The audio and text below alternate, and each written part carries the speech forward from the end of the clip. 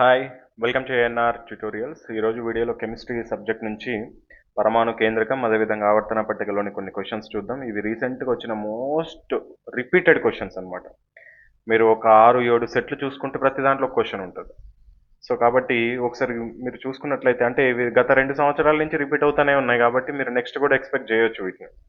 So ఒకసారి జాగ్రత్తగా వినండి. అండ్ ఈ క్వశ్చన్స్తో పాటు నేను సబ్జెక్ట్ కూడా మీకు ఎక్స్ప్లెయిన్ చేస్తాను కాబట్టి ఇంకొన్ని క్వశ్చన్స్ కూడా ఆన్సర్ తెలుసుకునే అవకాశం ఉంటుంది. మొత్తం 15 క్వశ్చన్స్ ఉన్నాయి. వీడియో మొత్తం చూసిన తర్వాత 15 క్వశ్చన్స్కి నేను చెప్పడానికి ముందే మీరు ఆన్సర్ చేయగలిగారో లేదో చూసుకోండి. అలా ఆ విధంగా 15కి ఎన్ని మార్క్స్ వచ్చాయో కూడా లాస్ట్లో కమెంట్ సెక్షన్లో తెలియజేయండి. సో ఫస్ట్ క్వశ్చన్ చూద్దాం. రైల్వే ఉద్యోగమే లక్ష్యంగా పెట్టుకుని ప్రిపేర్ అవుతున్న విద్యార్థులందరి కోసము ఏఎన్ఆర్ పబ్లికేషన్ నుంచి ఎక్స్ట్రాడినరీ బుక్స్ అందుబాటులో ఉన్నాయి. 2024, 2025, 2026లో జరిగిన రైల్వే పరీక్షలలో అత్యధిక మార్కులు ఈ పుస్తకాల నుండే రావడం జరిగింది. తెలుగు మీడియం వారికి 6 బుక్స్ అందుబాటులో ఉన్నాయి. Maths Telugu, reasoning Telugu, science theory Telugu, science big bang Telugu, GK Telugu, basic science and engineering Telugu. English medium వారికి 3 పుస్తకాలు అందుబాటులో ఉన్నాయి. Maths English, reasoning English, science big bang English. ఈ పుస్తకాల యొక్క ఫ్రీ హోమ్ డెలివరీ కొరకు స్క్రీన్ పైన చూపిస్తున్న నెంబర్కి వాట్సాప్లో హాయ్ అని మెసేజ్ చేసినట్లయితే మీరు డీటెయిల్స్ పొందగలుగుతారు. లేదా కింద డిస్క్రిప్షన్ బాక్స్లో ఇచ్చిన బుక్స్ యొక్క రివ్యూ వీడియో చూడడం ద్వారా మీరు ఇతర వివరాలు కూడా తెలుసుకోగలుగుతారు. క్రింది వారిలో ఎలక్ట్రాన్ను కనుగొన్న శాస్త్రవేత్త ఎవరు? చాలా ఇంపార్టెంట్ క్వశ్చన్, అదేవిధంగా ఈజీ క్వశ్చన్. 1897లో కనుక్కున్నాడు ఈయన. ఎవరు అంటే జేజే థామ్సన్. సో 1897లో క్యాథోడ్ కిరణాల ప్రయోగం ద్వారా ఎలక్ట్రాన్ను కనుక్కున్నాడు. క్యాథోడ్. రేపొద్దున ఇంకో క్వశ్చన్ కూడా రావచ్చు. జేజే థామ్సన్ ఎలక్ట్రాన్ను ఏ ప్రయోగం ద్వారా కనుక్కున్నాడంటే కాథోడ్ కిరణాలు. ఏ సంవత్సరంలో కనుక్కున్నాడంటే 1897. ఎవరు కనుక్కున్నారంటే జేజే థామ్సన్. ఏం కనుక్కున్నాడంటే ఎలక్ట్రాన్. ఓకేనా? 4 క్వశ్చన్స్ వచ్చినాయా? ఇంకా నేర్చుకోవాలంటే దీని నుంచి కూడా నేర్చుకోవచ్చు. ఎలక్ట్రాన్ ఏ ఆవేశాన్ని కలిగి ఉంటుంది? రేపొద్దున ఇంకో క్వశ్చన్ రావచ్చు. పరమాణువులో ఎలక్ట్రాన్ ఎప్పుడు కానీ రుణావేశాన్ని కలిగి ఉంటుంది. రుణావేశాన్ని కలిగి ఉంటుంది. చూడండి, ఒక క్వశ్చన్ నుంచి 5 క్వశ్చన్లు నేర్చుకున్నాం. అందుకనే సబ్జెక్ట్ నేర్చుకోవాలి. ఒక క్వశ్చన్ రాగానే క్రింది వారిలో ఎలక్ట్రాన్ కనుక్కున్న శాస్త్రవేత్త జేజే థామ్సన్ బై హార్ట్ చేసుకుని వెళ్ళిపోతావు కథం, అంతే. మిగతాయి రేపొద్దున ఈ క్వశ్చన్ రాకుండా ఈ విధంగా వస్తే అందుకనే కొద్దిగా రీసెర్చ్ చేయాలి ప్రతి క్వశ్చన్ పైన. Next question. క్రింది వాటిలో ఏది ధనాత్మక ఆవేశాన్ని కలిగి ఉంటుంది? ఇందాక చెప్పాము, ఎలక్ట్రాన్ ఏ ఆవేశాన్ని కలిగి ఉంటుంది? రుణావేశాన్ని కలిగి ఉంటుంది. న్యూట్రాన్కి అసలు ఆవేశమే ఉండదు, తటస్థం, జీరో ఆవేశం ఉండదు. ప్రోటాన్ మాత్రమే ధనావేశాన్ని కలిగి ఉంటుంది. సో కరెక్ట్ ఆన్సర్ ఏంటి? ఆప్షన్ 2. ఇందాక కూడా ఆప్షన్ 2. థర్డ్ ఇది. రూథర్ఫర్డ్ ఆల్ఫా కణ పరిక్షేపణ ప్రయోగం ఫలితంగా దేనిని కనుగొన్నాడు? ఇందాక జేజే థామ్సన్ ఏం కనుక్కున్నాడు? ఎలక్ట్రాన్ని కనుగొన్నాడు. క్యాథోడ్ కిరణాల ప్రయోగం ద్వారా కనుక్కున్నాడు. కానీ రూథర్ఫోర్డ్ ఏం కనుక్కున్నాడు? ఆల్ఫా కణ పరిక్షేపణ ప్రయోగం ద్వారా పరమాణు కేంద్రకాన్ని, అటామిక్ న్యూక్లియస్ ని కనుగొన్నాడు. So correct answer option 3.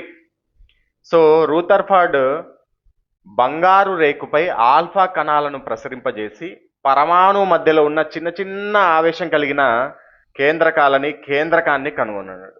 రేపొద్దున ఇంకో క్వశ్చన్ కూడా అడుగుతుండు. రూథర్ఫర్డ్ ఆల్ఫా కణాలను దేనిపైన ప్రయోగించి పరమాణు కేంద్రకాన్ని కనుగొన్నాడు అంటే బంగారు రేకు. చాలాసార్లు వచ్చింది ఈ క్వశ్చన్ కూడా. నెక్స్ట్ క్వశ్చన్ ఇక్కడ వచ్చింది చూడండి. రూథర్ఫోర్డ్ తన ప్రయోగంలో ఆల్ఫా కణాలను దేనిపై ప్రసరింప చేశాడు? బంగారు రేకు. సో ఫోర్త్ది ఏంటి? ఆప్షన్ 4. 5వది. ఆక్సిజన్ పరమాణువులో ఉండే వేలెన్సీ ఎలక్ట్రాన్లు సంఖ్య ఎంత అన్నాడు. అసలు ఆక్సిజన్ పరమాణుకత ఏంది? ఆక్సిజన్ యొక్క పరమాణు సంఖ్య 8. అంటే దీంట్లో 8 ప్రోటాన్లు, 8 ఎలక్ట్రాన్లు ఉంటాయి. ప్రోటాన్ల సంఖ్య ఈజ్ ఈక్వల్ టు ఎలక్ట్రాన్ల సంఖ్య ఈజ్ ఈక్వల్ టు పరమాణు సంఖ్య. ఈ 3 సమానం ఉంటాయి. ప్రోటాన్ల సంఖ్య, ఎలక్ట్రాన్ల సంఖ్య, పరమాణు సంఖ్య. పరమాణు సంఖ్య అంటేనే నథింగ్ బట్ ప్రోటాన్ల సంఖ్య అంటేనే ఎలక్ట్రాన్ల సంఖ్య. సో ఆక్సిజన్ యొక్క పరమాణు సంఖ్య ఎంత? 8. అంటే దాని లోపల ప్రోటాన్లు, ఎలక్ట్రాన్లు ఎంత ఉంటాయి? 8 ఉంటాయి. ఎలక్ట్రాన్లు 8 ఉన్నాయంటే మొదటి కక్షలో 2 ఉంటాయి, తర్వాత కక్షలో 6 ఉంటాయి.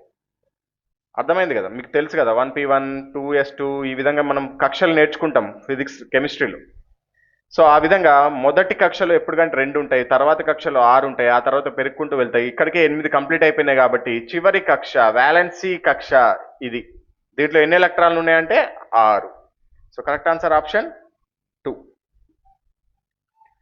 ఆరోది, ఒక మూలకం యొక్క ఎలక్ట్రాన్ విన్యాసం. ఇందాక చెప్పుకున్నాం కదా, ఆక్సిజన్ది పరమాణు సంఖ్య 8, అంటే ఎలక్ట్రాన్ల సంఖ్య కూడా 8. దీన్ని విన్యాసం ఎలా రాసాము? 2 6 అని రాసాము. అంటే మొదటి కక్షలో 2 ఎలక్ట్రాన్లు, రెండవ కక్షలో 6 ఎలక్ట్రాన్లు ఉంటాయి.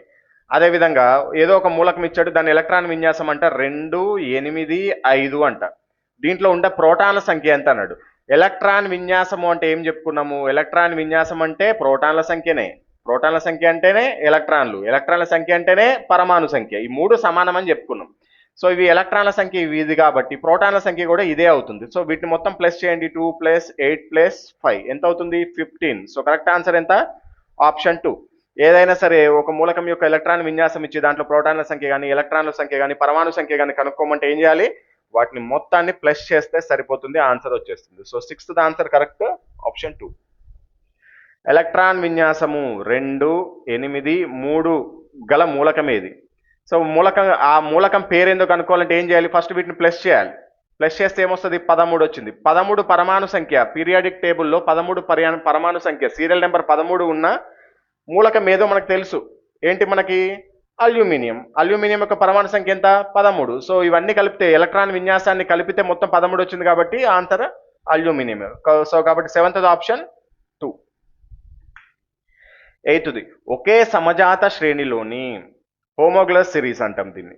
వరుసగా ఉండే 2 సమ్మేళనాల మధ్య అణుద్రవ్యరాశి వ్యత్యాసం ఎంత? ఒకటే గుర్తుపెట్టుకోండి ఎప్పుడైనా, దీని గురించి ఎటువంటి ఎక్స్ప్లెనేషన్ అవసరం లేదు. సమజాతి శ్రేణిలో 2 సమ్మేళనాల మధ్య ద్రవ్యరాశి వ్యత్యాసం ఎప్పుడు కానీ 14 యూనిట్స్ ఉంటుంది, 14 యూనిట్స్ ఉంటుంది. సో కరెక్ట్ ఆన్సర్ ఏంటి? ఆప్షన్ 1 అనేది రైట్ ఆన్సర్ అవుతుంది.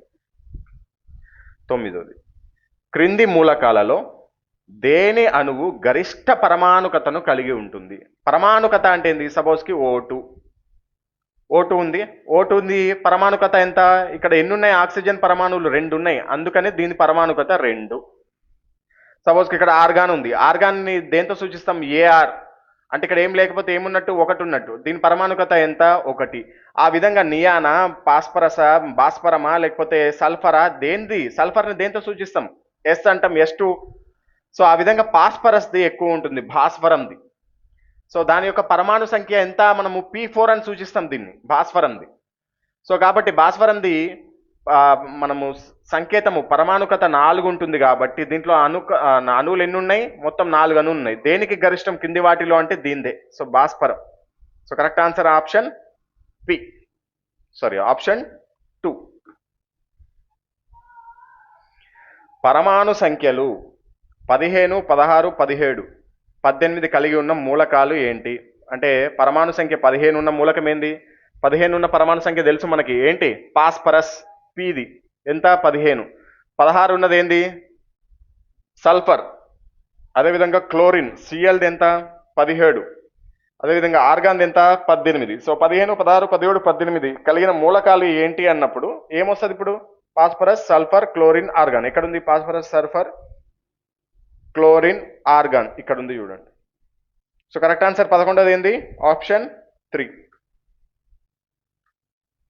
12ది, ఎలక్ట్రాన్లు, ప్రోటాన్లు మరియు న్యూట్రాన్లు వంటి పరమాణు కణాలు ఏ స్వభావాన్ని కలిగి ఉంటాయి? అంటే 2 స్వభావాలని, కణ స్వభావాన్ని అదేవిధంగా తరంగ స్వభావం 2 కలిగి ఉంటాయి. ఎలక్ట్రాన్లు, ప్రోటాన్లు, న్యూట్రాన్లు కణాల స్వభావాన్ని కలిగి ఉంటాయి, అంటే కణాలు ఏ ధర్మాన్ని అయితే పాటిస్తాయో ఆ ధర్మాలని కలిగి ఉంటాయి. అదేవిధంగా తరంగ స్వభావాన్ని కూడా కలిగి ఉంటాయి. So correct answer option 1. నెక్స్ట్ది, ఒకే అణుసూత్రాన్ని కలిగి ఉండి వేరువేరు భౌతిక లేదా రసాయన ధర్మాలను ప్రదర్శించే సమ్మేళనాల ప్రక్రియను ఏమంటారు? అంటే ఐసోమెరిజం. అంటే సూత్రం ఒకటే ఉంటుంది, దాదాపు ఒకటేలా కనబడుతుంది, కానీ భౌతిక రసాయన ధర్మాలు వేరే ఉంటాయి. ఎగ్జాంపుల్కి సపోజ్కి ఇథనాల్ తీసుకుందాం. ఇథనాల్ యొక్క అణుసూత్రం ఏంది? C2H5OH. C2H5OH. అదేవిధంగా డైమీథైల్ ఈథర్ అనేది చూద్దాం. డైమీథైల్ ఈథర్ ఫార్ములా ఏంటి? CH3OCH3. దీంట్లో ఇక్కడ చూడండి, కార్బన్ అణువులు ఎన్ని ఉన్నాయి? 2 ఉన్నాయి. ఇక్కడ కూడా ఎన్ని ఉన్నాయి? 1 2 ఉన్నాయి. దీంట్లో హైడ్రోజన్ ఎన్ని ఉన్నాయి? 5 6. ఇక్కడ 5 ఉన్నాయి, ఇక్కడ 6 ఉన్నాయి. ఇక్కడ కూడా 3 3 6 ఉన్నాయి. ఇక్కడ ఆక్సిజన్ ఎన్ని ఉన్నాయి? 1 ఉంది. ఇక్కడ కూడా ఆక్సిజన్ 1 ఉంది. అంటే అర్థమైంది, అణుసూత్రాలు ఒకటే కానీ ధర్మాలు వేరు. దీన్నే ఏమంటామంటే మనం ఐసోమెరిజం అంటాం. సో 13ది కరెక్ట్ ఆన్సర్ ఆప్షన్ 4. నెక్స్ట్ 14ది కాల్షియం యొక్క పరమాణు ద్రవ్యరాశి ఎంత? కాల్షియం యొక్క పరమాణు సంఖ్య ఎంత ఉంటుంది మనకి? 20. సో దీని యొక్క పరమాణు ద్రవ్యరాశి దీనికి దాదాపు రెట్టింపు ఉంటుంది. So 40 units. So correct answer ఎంత? ఆప్షన్ 3. 15ది నీటి అణువులో హైడ్రోజన్ మరియు ఆక్సిజన్ ద్రవ్యరాశి నిష్పత్తి ఎంత? నీటి అణువు ఫార్ములా ఏంది? H2O. హైడ్రోజన్ ఎన్ని ఉన్నాయి? 2 ఉన్నాయి. హైడ్రోజన్ యొక్క పరమాణు సంఖ్య ఎంత? 1. 1 × 2 అంటే ఎంత? 2. ఆక్సిజన్ యొక్క పరమాణు సంఖ్య ఎంత? 16. 2:16 ఎంత అవుతుంది? 2 8 1 మిగిలింది. 1:8 ఎక్కడ ఉంది? ఇక్కడ ఉంది. సో కరెక్ట్ ఆన్సర్ ఎంత? ఆప్షన్ 3. సో ఒక క్వశ్చన్ డిలీట్ అయింది కాబట్టి మొత్తం 14 క్వశ్చన్లకి మీరు ఎన్ని కరెక్ట్ ఆన్సర్ చేయగలిగారు కింద కమెంట్ సెక్షన్లో తెలియజేయండి. సరే, ఆక్సిజన్ యొక్క పరమాణు సంఖ్య ద్రవ్యరాశి 16. సో నిష్పత్తి కాబట్టి మనకి ఇక్కడ 1:8 వస్తుంది. సరే, కరెక్టే ఆన్సర్ 1:8.